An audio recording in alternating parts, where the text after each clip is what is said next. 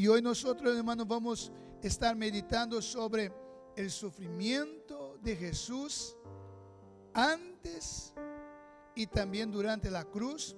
También vamos a pensar, leer un poco sobre la muerte como sacrificio perfecto por nuestros pecados y también su gloriosa resurrección como victoria definitiva sobre el pecado y la muerte. Hoy voy a hablar poco, pero la Biblia hablará mucho. He preparado para leer con vosotros varios textos bíblicos donde vamos a estar recordando sobre la muerte, sobre el sufrimiento antes y durante la cruz, sobre la muerte de Cristo y también sobre su resurrección. Amén.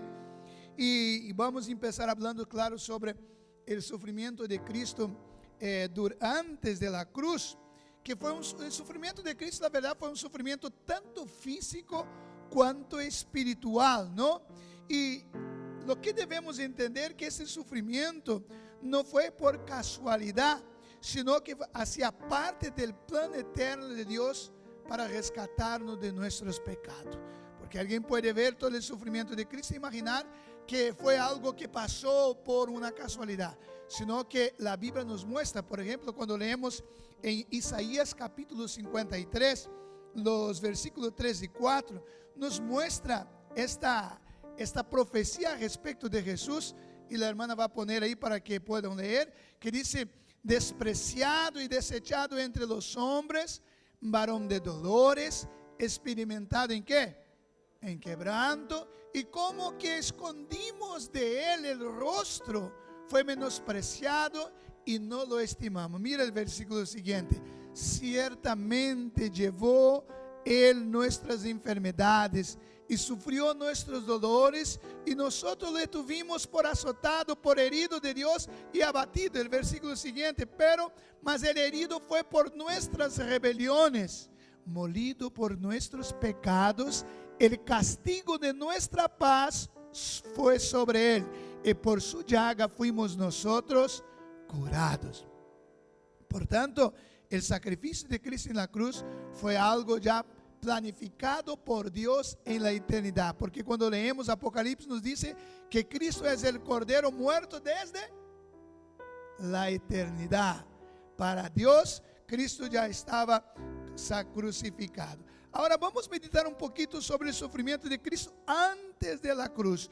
Todo empezó en el Getsemaní, ¿no? Un poco antes, de acuerdo, probablemente un jueves por la tarde, o por al atardecer, por la noche, Jesús celebra la última Pascua con sus discípulos. Generalmente la Pascua se conmemoraba en el viernes por la tarde, ¿no? Pero Cristo se entregó como Cordero. ¿Eres el Cordero pascal o pascual? Vale. Es que es la primera vez que voy a usar esa palabra en español, ¿no? Es nuestro Cordero pascual. Y él, como se entregó, entonces tuvo que adelantar la celebración de la Pascua, y esto un día anterior. Y después que celebró con sus discípulos, como vosotros ya son acostumbrados a escuchar ese texto, la Biblia dice que ¿a dónde fue Jesús? Para el Getsemaní. Allí fue, vamos a leer el texto, nos habla sobre la agonía en el Getsemaní. Yo pensé que podía leer y no consigo, voy a leer aquí. Dice así el texto: y saliendo se fue como solía al monte de los olivos. Acordáis que Jesús no vivía en Jerusalén. Jesús, ¿dónde vivía? En Galilea. Era de Galilea, pero siempre venía en la festividad en Jerusalén. Y en esa ocasión Jesús estaba ahí y solía siempre visitar este huerto. Quien un día fuera a Israel tendrá la oportunidad de visitar allá. Yo tuve ese privilegio. No sé si los árboles son de ese tiempo, pero representan muy antiguos allá, sí. Entonces, en este lugar, no sabemos exactamente a dónde, pero sabemos que fue ahí, en algún lugar donde Jesús fue al monte de los olivos, y sus discípulos también le siguieron. Cuando llegó a aquel lugar, les dijo: orad, que no entréis en tentación. Y se apartó de ellos a distancia como de un tiro de piedra. y puesto de rodillas oró diciendo: Padre, si quieres pasa de mí esta copa, pero no se haga mi voluntad sino la tuya. Estamos leyendo la misma traducción, ¿sí? Y continúa diciendo: y se le apareció un ángel del cielo para fortalecerle. Y estando en agonía oraba más intensamente, y era su sudor como grandes gotas de sangre que caían hasta la tierra. No fue un sudorcito que comenzó así, sino grandes gotas de sangre que llegaron a caer por la tierra. Ya sudó hasta ese punto. Es mucho. Y cuando se levantó de la oración y vino a sus discípulos, los halló durmiendo a causa de qué? De la tristeza. Y les dijo: ¿por qué dormís? Levantaos y orad para que no entréis en tentación. ¿Puede imaginar esta situación, hermano? Jesús un poco antes había orado. ¿Y quiere saber la oración que Jesús hizo? Lea Juan capítulo 17.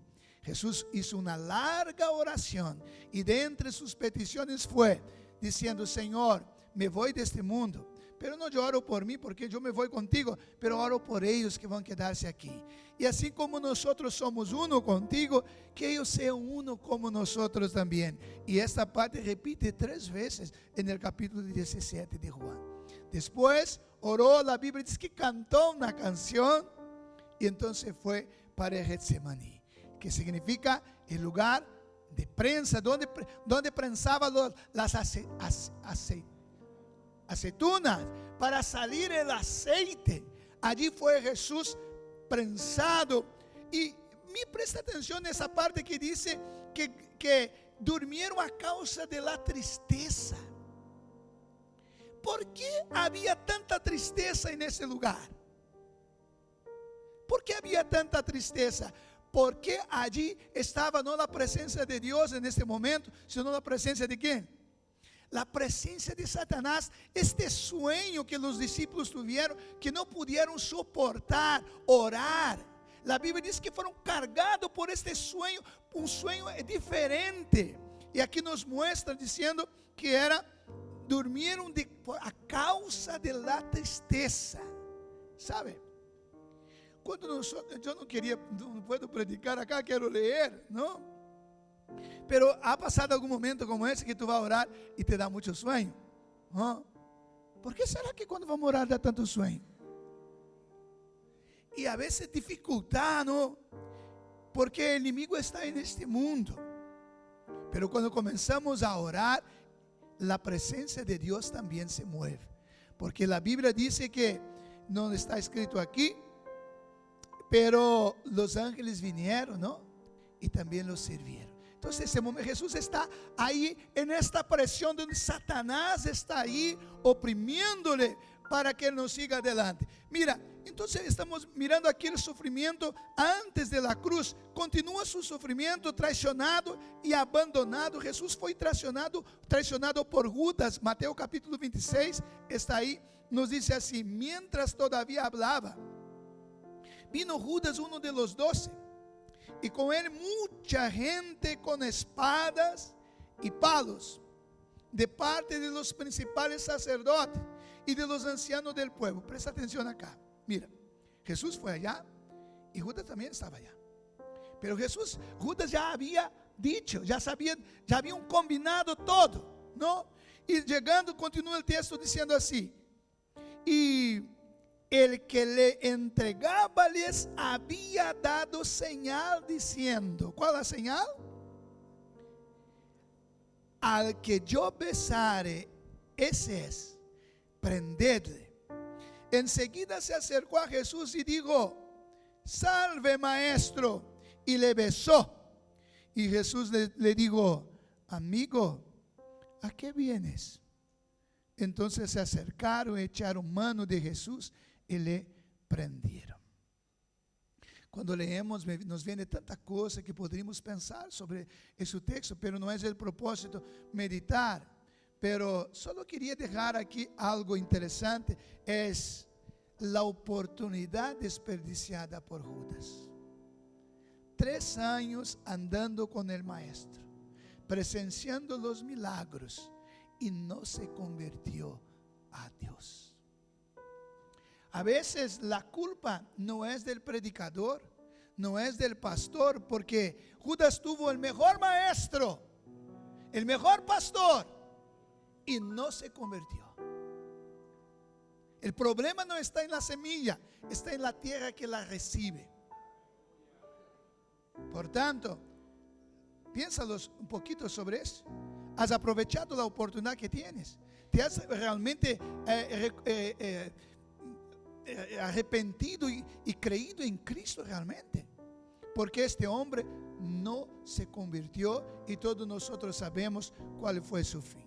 Fue traicionado por Judas Iscariote, fue traicionado por Pedro, que lo negó 3 veces. Lucas 22, 54 y 56. Después que lo prendieron, dice el texto, y prendiéndolo, le llevaron y le condujeron a casa del sumo sacerdote. Era por la noche, ¿vale? Por la noche. Y Pedro le seguía de lejos. Habiendo ellos acendido fuego en medio del patio, se sentaron alrededor, y Pedro se sentó también entre ellos. Juan, cuando escribe esa historia, muestra que hacía frío, y Juan, el apóstol, estaba al lado dentro, pero como era conocido de la portera, no sé si es así que dice, entonces pidió para que dejase Pedro entrar. Hacía frío, considere eso, hacía frío. Hicieron fuego para calentarse, no era aire acondicionado, era calefacción. Pero una criada, al verle sentado al fuego, se fijó en él y dijo: también este estaba con él. Pero él lo negó diciendo: mujer, no lo conozco. Un poco después, viéndole, otro dijo: tú también eres de ellos. Y Pedro dijo: hombre, no lo soy. Como 1 hora después, tiempo para reflexionar. 1 hora después, otro afirmaba diciendo: verdaderamente también este estaba con él, porque es Galileo. Y Pedro dijo: hombre, no sé lo que dices. Y enseguida, mientras él todavía hablaba, el gallo cantó. Entonces, vuelto el Señor, miró a Pedro, y Pedro se acordó de la palabra del Señor que le había dicho: antes que el gallo cante, me negará 3 veces. Y Pedro, saliendo fuera, lloró amargamente. Estamos presenciando aquí un momento de dolor y sufrimiento, porque ahora había sido traicionado, está siendo traicionado por Judas, está siendo traicionado por Pedro, sin hablar del sufrimiento que estaba pasando ahí en el Getsemaní, a punto de sudar grandes gotas de sangre. Pedro lo negó cobardemente. Pero, ¿y nosotros? ¿Cuántas veces lo hemos negado durante nuestra peregrinación de fe? ¿Cuántas veces lo hemos negado? Y Pedro lo negó. Esto, la Biblia dice que antes, ¿te acuerdas cuando Jesús dijo así: esta noche todos vosotros me abandonarán? Y Pedro, como siempre, salta delante de todo y digo: puede ser que los demás te abandonen, Señor, pero yo no. Y Jesús dijo: Pedro, Satanás pidió tu alma para, ¿cómo que dice en español? Zarandear. Pero yo rogué al Padre para que tu fe no desfallezca. Jesús estaba diciendo: si no fuera yo a interceder, tú estarías perdido ya. Pero cuando te convirtieres, anima también a tus hermanos. Y Jesús estaba dando una lección diciendo que si yo no os guardare, estáis perdido. Y otra cosa, lección que aprendo acá: Satanás no tiene permiso en tocar. Para tocar y un hijo de Dios tiene que pedir permiso. Porque la Biblia de Jesús dijo: Satanás pidió, pero yo no lo permití tocar en tu fe. ¿Para qué? Pero voy a permitir quizás tocar en tu arrogancia. Tú piensas que puede, para mostrarte que tú no eres tan fuerte como piensas que eres. No tienes la fe tan grande. Tú no eres tan bueno como piensa. Entonces Jesús lo intervino intercediendo al Señor. Pero no solo fue negado por Pedro. Hermanos, mira cuánto ejemplo, ¿no? Ya ha sido negado por un amigo tuyo. Entonces, Jesús fue negado también. Pero no quiero saber más de este amigo. La Biblia dice que Jesús lo amó hasta el fin. Tenéis que amar a ese que te traicionó también. Y Jesús está hablando esta mañana. Tiene que perdonarlo también, porque Jesús perdonó a Pedro. Pero mi hermano comía en la mesa. Y Dios hablaba directamente: mira, yo lo traje de mi país, hasta pagué, ayudé a pagar su billete de pasaje, recorrí mi casa, y ahora mira lo que me hace. Pero Judas comió en la mesa con Jesús por 3 años, durmió con Jesús, quizás se encostó, se acercó cuerpo a cuerpo en días de frío en sus caminadas, porque caminaban de Galilea para acá, para allá, con frío, juntos, todos juntos allí. Lo negó. Pedro lo negó. Bueno, hermano, vamos a la lectura, si no lo leemos, ¿no? Hoy el propósito es leer. Abandonado también por sus discípulos, no solo negado por Pedro, pero mira el versículo que dice: mas todo esto sucede para que se cumplan las escrituras de los profetas. Entonces todos los discípulos, dejándole, huyeron. ¿Cuántas veces nosotros como discípulos huimos, no? Huimos. A veces cuando las cosas están bien, vale, pero las cosas aprietan, dejamos un poquito de lado, ¿no? Esperamos calmar la cosa y volvemos. Los discípulos también lo abandonaron. Ahora, sufrió estos abandonos, estas traiciones, pero también un juicio injusto.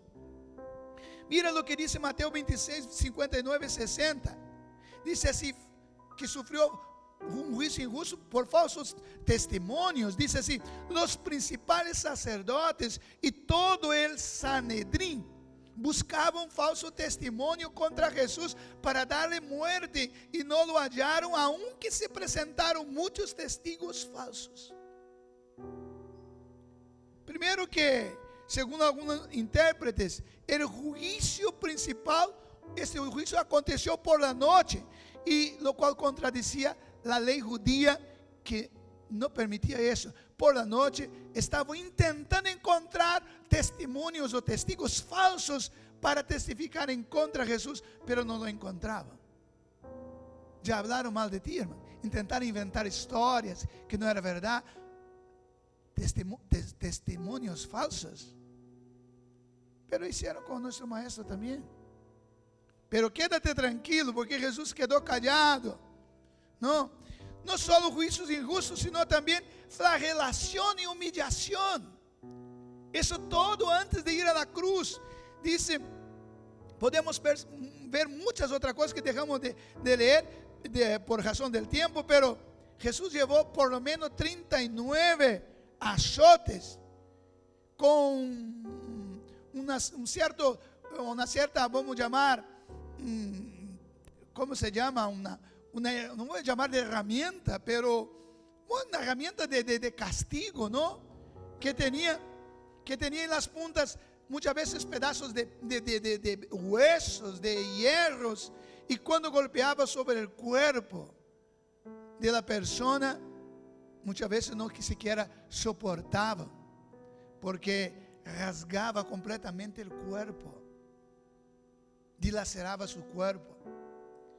Sin hablar de la posición que estaba Jesús, desnudo, expuesto sus espaldas. Y no piensa que eran dos delgaditos, los ¿cómo se llaman? los soldados, pero tiene un nombre específico. Pero vamos a llamarlos los soldados, ¿no? Los aguaciles o otro, ¿no? Es un nombre propio para eso. Los verdugos. Y no piensa que era un delgadito, y no debería ser aquellos fuertes, ¿no? Para realmente sin pena. Y Jesús está ahí, pero sabe que no es un accidente, está ahí con un propósito. Cuando Pedro saca la espada y corta la oreja de un soldado del sumo sacerdote, Jesús lo reprendió y dijo: mete la espada en la vaina, ¿cómo es que se llama? Vaina. Porque si yo quisiera, yo pediría al Padre y Él me enviaría, ¿cuántas? Legiones de ángeles, Él me libraría. Pero ¿por qué que voy a huir de eso si para esto he venido? Jesús sabía, tenía conciencia. Mira, no vamos a hablar, pero las agonías de las bofetadas. ¿Te acuerdas cuando Jesús habló? Uno vino y dio una bofetada y dijo: ¿cómo que habla así con el sumo sacerdote? Sin hablar de la agonía de la corona de espinos, que tejieron una corona de espinos, pusieron sobre su cabeza y cogían una caña y la golpeaban sobre la cabeza. Todo en un momento así de, ¿cómo se llama? De zombería, de avergonzar, de burla, diciendo: ya que eres un rey, vamos a hacer una corona entonces. Y la caña era símbolo de autoridad, pero ellos tenían la caña y decían: ya que eres el rey, toma la autoridad en la cabeza. Sin hablar de la agonía de los escupos. Hermano, alguien ya te escupió en el rostro. ¿Cómo reaccionaría si un hermano tuyo te escupiera? Hermano, no quiero ni pensar. Ni siquiera yo también no quiero. Pero Jesús, estamos hablando del Hijo de Dios, el creador de todas las cosas. Escupieron en Él. La agonía de cargar su propia cruz, dice, y cargando su cruz salió al lugar llamado de la calavera, en hebreo, que significa Gólgota. Él mismo cargó su propia cruz. Una palabra aquí para alguien esta mañana. ¿Está pesada tu cruz? Jesús la abrazó la cruz, la tomó la cruz y lo llevó.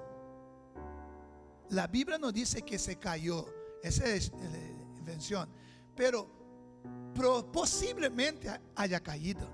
Porque si tú lees, te vas a Jerusalén y vas a caminar por el camino que Jesús caminó, y va a ver que no es fácil caminar sin nada. Imagina ahora, después de llevar 39 azotes, con su cuerpo todo lleno completamente de herida y con un palo en las espaldas subiendo y gente le golpeando. Posiblemente haya caído, pero Él no largó la cruz. Escucha, no suelte tu cruz. Está pesada, pero el peso está adecuado a tu capacidad. Porque la Biblia dice que Él no permite la cruz más pesada o que podamos llevar. Pero yo miro para la cruz de mi hermana, es mucho más blanda, hermano. No, la cruz es de Él. Ahora, hablando sobre el sufrimiento en la cruz, vamos a ver el dolor físico. Sabemos que la cruz era la forma de ejecución más cruel diseñado para maximizar el dolor y humillación. Era la manera que pudiera exponer, avergonzar lo máximo a una persona. Y Jesús soportó la cruz por cerca de 6 horas. A las 9 de la mañana, Jesús estaba colgado en la cruz.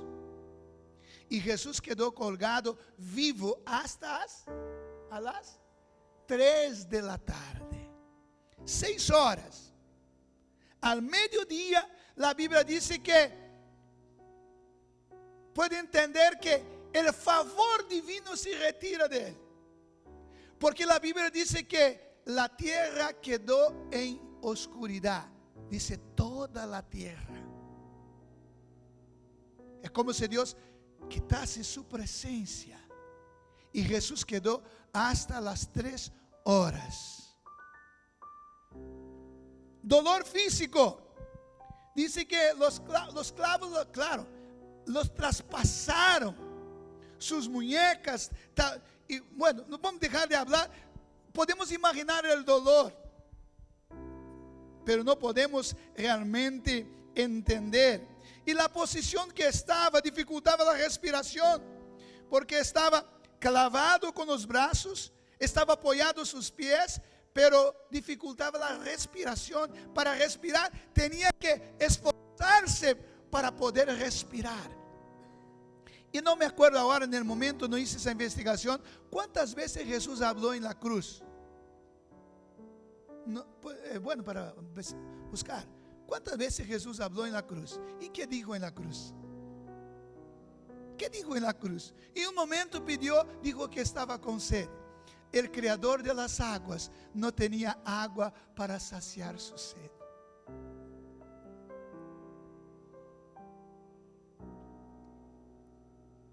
En la cruz, mientras burlaban de él, él oraba por los burladores. Entonces, dolor físico, ¿no? Burlas y humillación. ¿Ah? Buscaron ya en internet, mira. 7 veces Jesús habló en la cruz. ¿Ah? 7 frases. Bueno, para leer, podría dar una predicación sobre las 7 frases de que Cristo proferió en la cruz.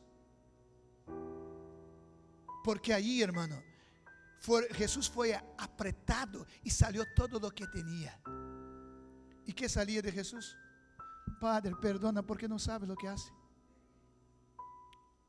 Mira, burlas, humillación en la cruz. Jesús fue burlado por los líderes religiosos, los soldados y uno de los bandidos crucificado junto a él.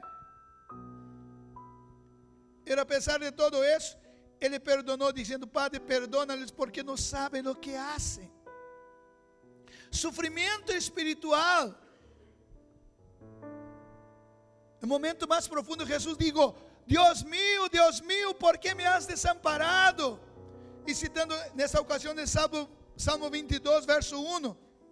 En ese instante la Biblia dice que Él cargó con el peso de los pecados de la humanidad, experimentando la separación de Dios, porque dijo: al que no conoció pecado, dijo Pablo, por nosotros se hizo pecado para que nosotros fuésemos hechos justicia de Dios en Él. Jesús tomó sobre sí el pecado de toda la humanidad. Fue imputado sobre Él. Se hizo pecado para que nosotros fuésemos hechos justicia de Dios en Él. Esto es solo no estamos simplemente recordando un poquito, porque no estamos leyendo los detalles. Pero hermanos, veamos la inocencia de Jesús, porque una cosa es sufrir por razón de nuestros pecados, otra cosa es sufrir sin razón, o en el sentido, sin merecimiento. ¿Necesita esa palabra? Mérito. Él no merecía, no tenía pecado, era justo. Jesús, la Biblia declara su inocencia, pero su muerte era necesario para que el plan de la salvación se cumpliese. Su sacrificio en la cruz es el fundamento de nuestra fe. Mira, sobre la inocencia de Jesús fue afirmado por Juan el Bautista. Mira cómo afirmó, que dijo: he aquí el Cordero de Dios que quita el pecado del mundo. Juan el Bautista dijo: este no tiene pecado. ¿Sabe que el Cordero era el animal sacrificado para la Pascua? ¿Te acuerdas que el Cordero era separado 3 días antes de la Pascua? ¿Te acuerdas? La Pascua es el 14º día del mes de judío. Entonces, 3 días antes se apartaba el cordero. ¿Para qué? Para evaluar si el cordero no tenía ningún defecto, si no demostraba señal de enfermedad, si no tenía manchas. Y solo cuando venía al sacerdote lo examinaba. Y Jesús fue examinado de muchas maneras y fue declarado, vamos a ver la inocencia por Juan el Bautista. He ahí el Cordero de Dios que quita el pecado del mundo. Fue desafiado por propio Jesús en Juan 8:46, que dijo: ¿quién de ustedes me convence de pecado? Hermano, ¿quién de nosotros puede llegar aquí y decir y desafiar como Jesús desafió? ¿Quién de vosotros me convence que soy pecador, que tengo pecado? Yo no voy a decir eso. Pero Jesús podía decir: ¿quién de vosotros me convence que soy pecador? Desafiado por Jesús, confirmado por Pedro, primera carta de Pedro 2:22, no cometió pecado ni se halló engaño en su boca. Afirmado y confirmado por Pilatos, Juan 19:4 y 5. Entonces Pilatos salió otra vez y les dijo: mirad, os lo traigo fuera, para que entendáis que ningún delito hallo en él.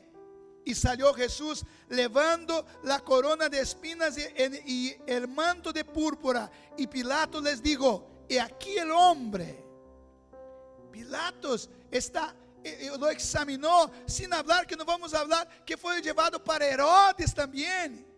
Herodes también no encontró culpa y trajeron otra vez a Pilatos. Fue examinado 2 veces por Pilatos.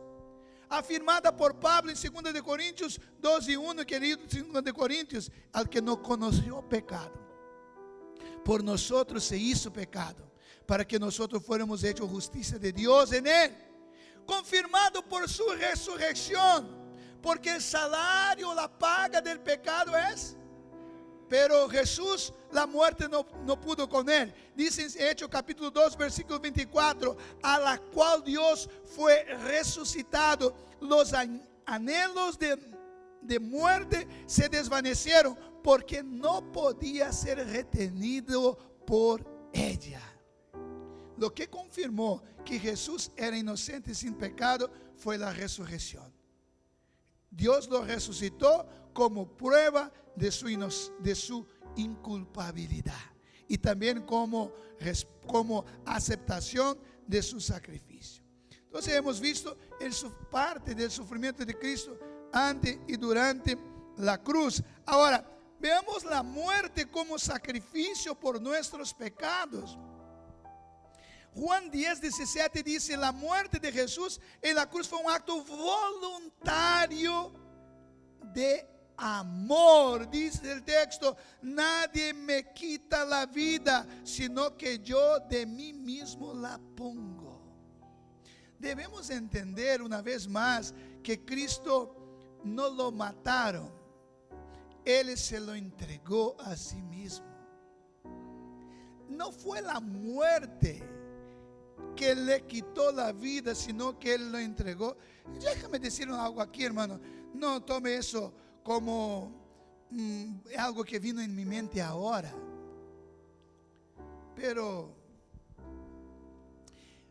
hay hasta la canción que se canta acá, ¿no? Que Cristo no murió, sino que entregó.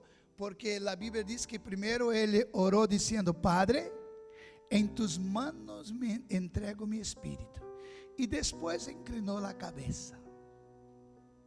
Entonces no creo que la muerte lo tomó, sino que lo entregó al Padre.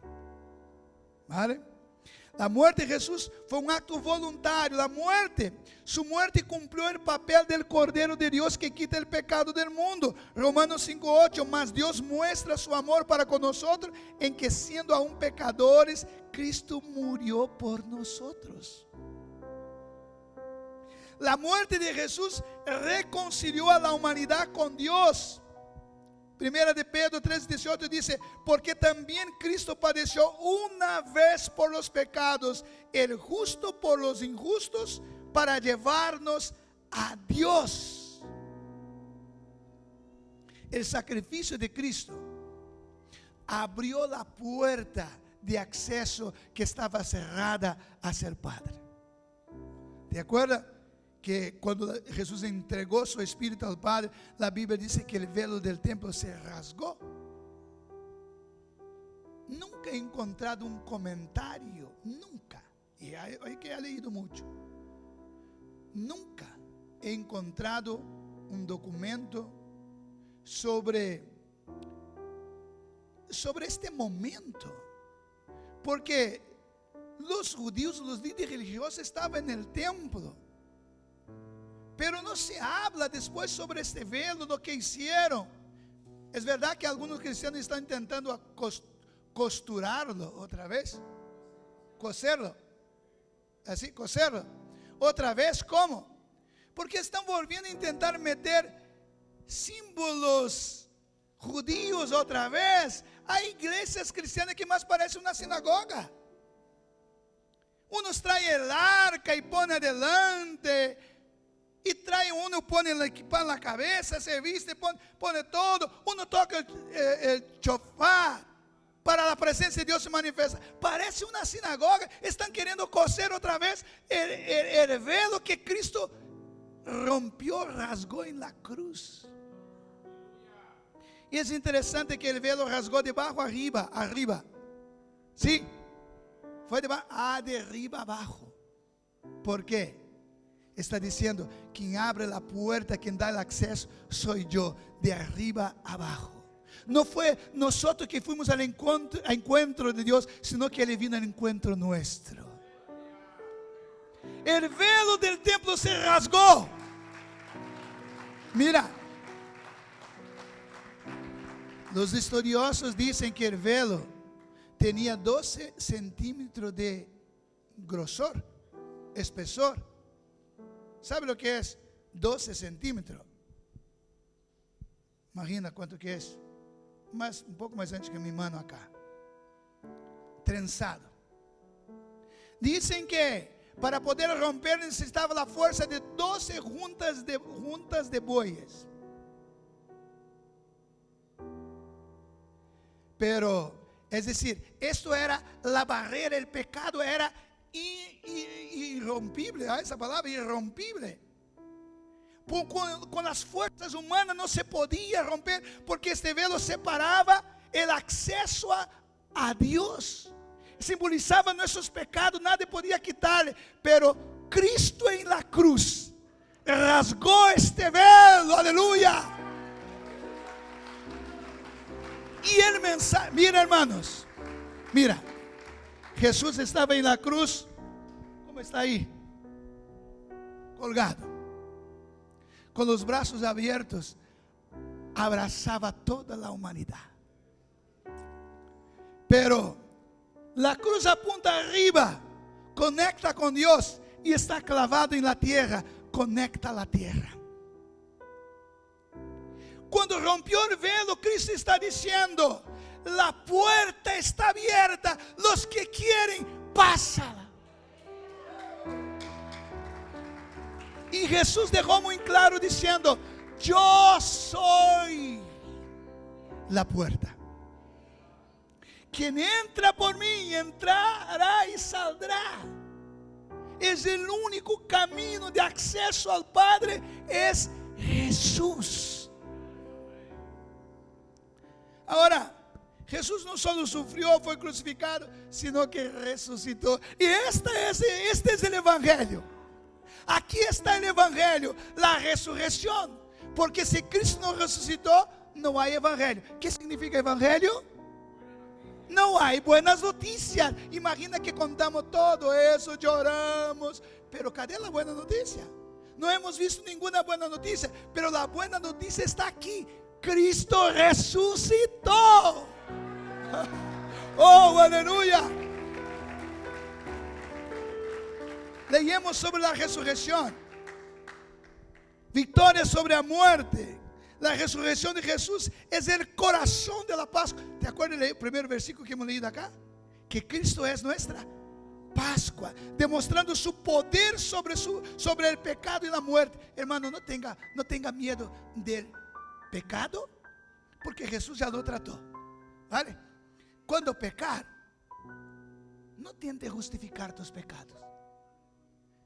Va a la presencia del Señor y dile, Señor, he pecado una vez más. No intente justificar, Señor, que he pecado, mira lo que pasó. No, el pecado Jesús ya trató, si tú te arrepientes. Pero, volviendo acá, no necesita tener miedo de la muerte, porque no hay muerte para ti. La muerte no existe para ti. Porque Cristo en la cruz te liberó del poder de la muerte, que era el pecado. El pecado la muerte solo tiene poder sobre aquellos que pecan.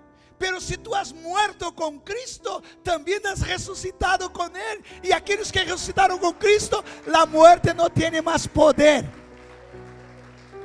Mira, tú puedes reírse de la muerte, porque la muerte simplemente te da la oportunidad de estar en la presencia de Él. Oh, aleluya. Yo estoy sintiendo Él aquí esta mañana, hermanas. Hoy es Pascua. Hoy es Pascua. Mira, recordemos un poquito y terminamos hablando sobre la resurrección. Jesús resucitó el tercer día. Lucas 24, 5 y 6. Dice que los ángeles proclamaron a las mujeres: ¿por qué buscáis entre los muertos al que vive? No está aquí, sino que ha resucitado. Pablo dijo, primera carta de Pablo a los Corintios 15:3, porque primeramente os he enseñado lo que asimismo recibí, que Cristo murió por nuestros pecados conforme a la Escritura, conforme la Escritura ya había dicho, y que fue sepultado, y que resucitó al tercer día, conforme a las Escrituras, y que apareció a quién, a Cefas, y después a los 12, después apareció a más de ¿cuánto? De 500 hermanos a la vez, y dijo Pablo, de los cuales muchos viven a mí aún.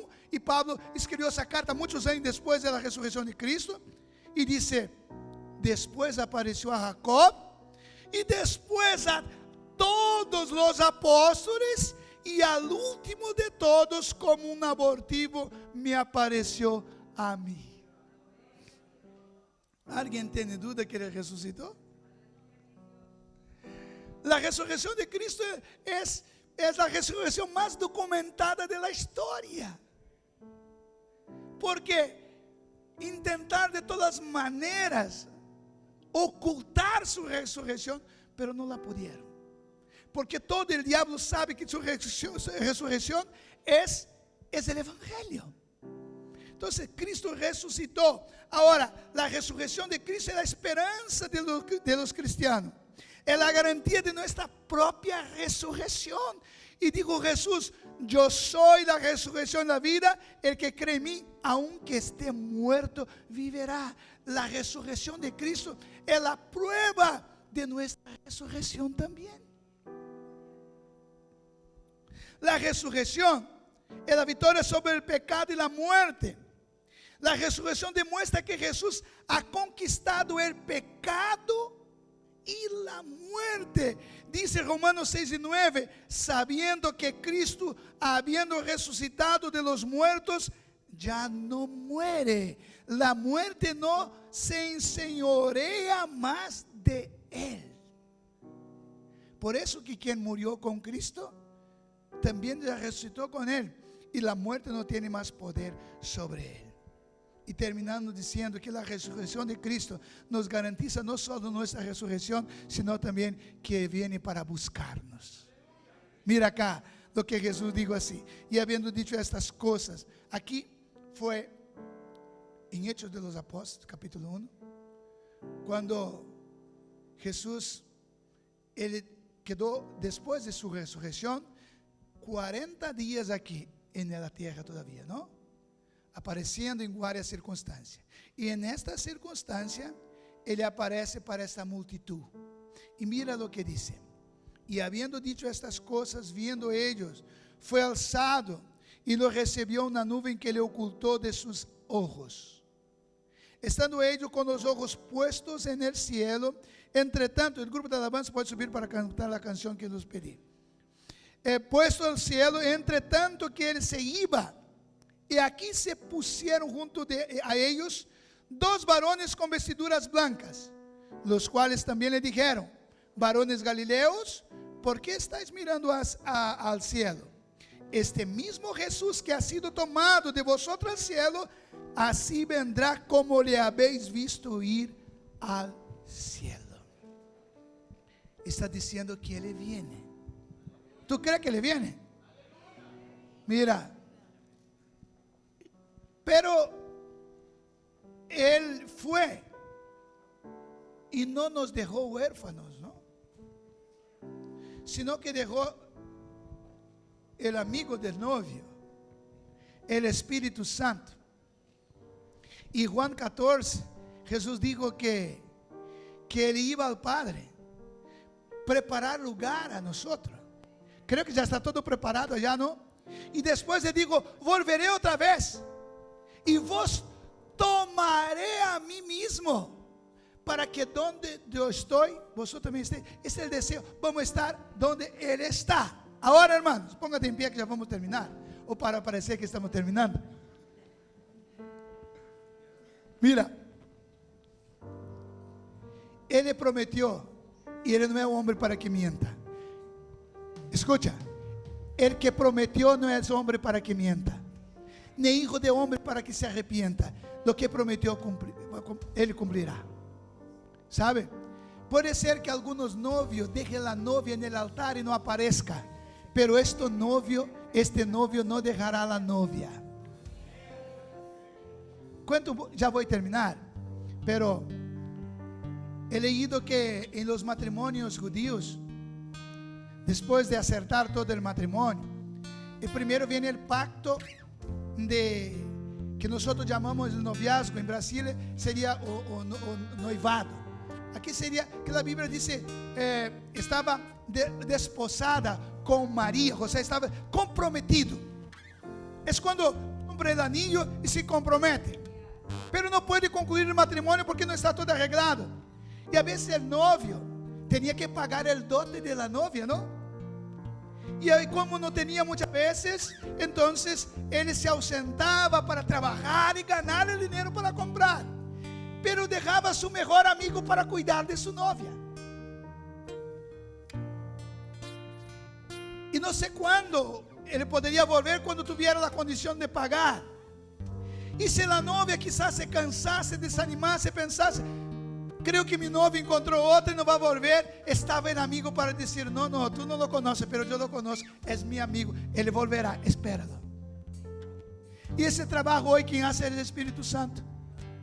Que a veces decimos, Señor, ¿será que viene? Y viene el Espíritu Santo hablando dentro de nosotros. No, yo sé, Él me envió para protegerte, para guardarte. Él vendrá.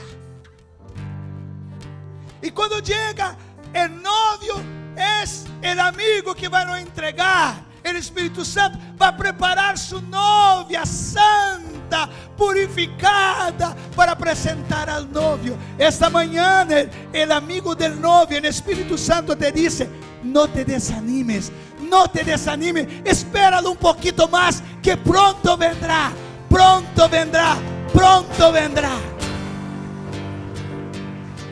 Mira, mientras cantamos esta canción, queremos darte la oportunidad.